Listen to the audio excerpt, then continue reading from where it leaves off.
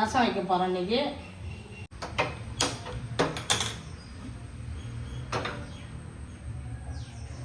தூதுவளை தழையை வதக்கிக்க வேண்டியதுதான்.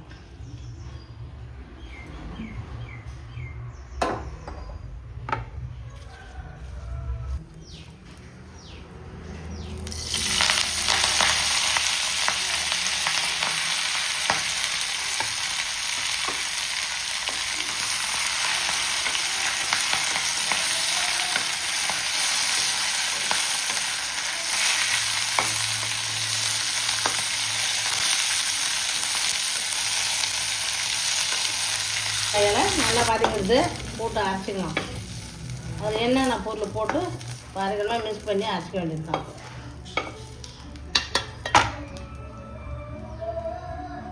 ஜீரகம், சின்ன ஜீரகம் 1 ஸ்பூனு,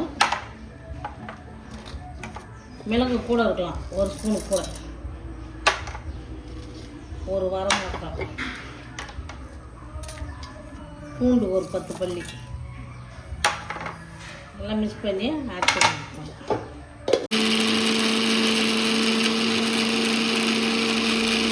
10 நிமிஷம் சைஸு புளி போட்டுக்கணும். 1 ஸ்பூன். ஒரு தக்காளி பழம் புழிஞ்சு விட்டுக்கணும் தேவையான அளவு. அரைச்ச தூதுவளை தழையை எல்லாம் கரைச்சிக்கணும். இப்போ தாளிக்க வேண்டியது தான்.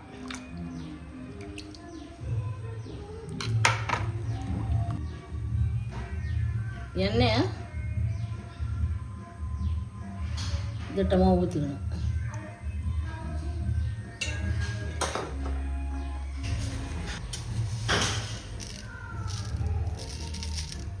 ஒரு ஸ்பூன் கடுகு,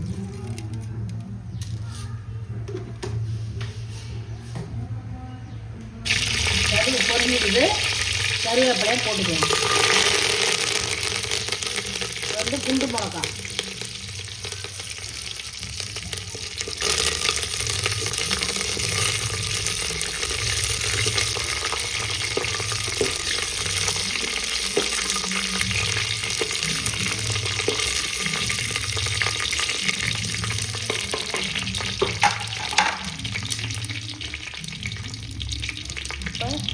எல்லாம் மிக்ஸ் பண்ணி வச்சுக்கிற ரசத்தை கொதிக்க வைக்கணும்.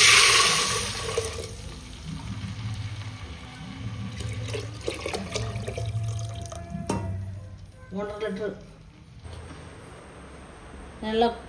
நல்லா கொச்சிடுது. ரசம் இறக்கிட வேண்டியதான். நல்லா சூப்பராக வாசனையாக இருக்குது. தூதுவளை ரசம் நல்லா மணமாக இருக்குது. கொத்தமல்லி தூவி இறக்கிட வேண்டியது தான்.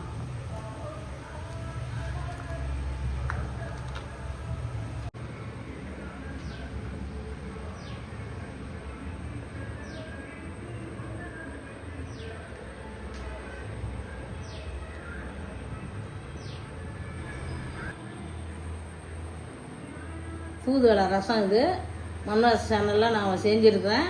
இது பெரியவங்க குழந்தைங்க எல்லாருமே சாப்பிட்லாம். முக்கியம் ஆஸ்மா இருக்கிறவங்க இதை சாப்பிட்லாம். சளி இருந்தாக்கா ஒரு நாளில் இது சாப்பிட்டா சளி முடிஞ்சிடும். எல்லாருமே இது விரும்பி சாப்பிட்லாம். எல்லாம் வீட்டில் செஞ்சு குழந்தைங்களுக்கு பெரியவங்களுக்கெலாம் கொடுங்க.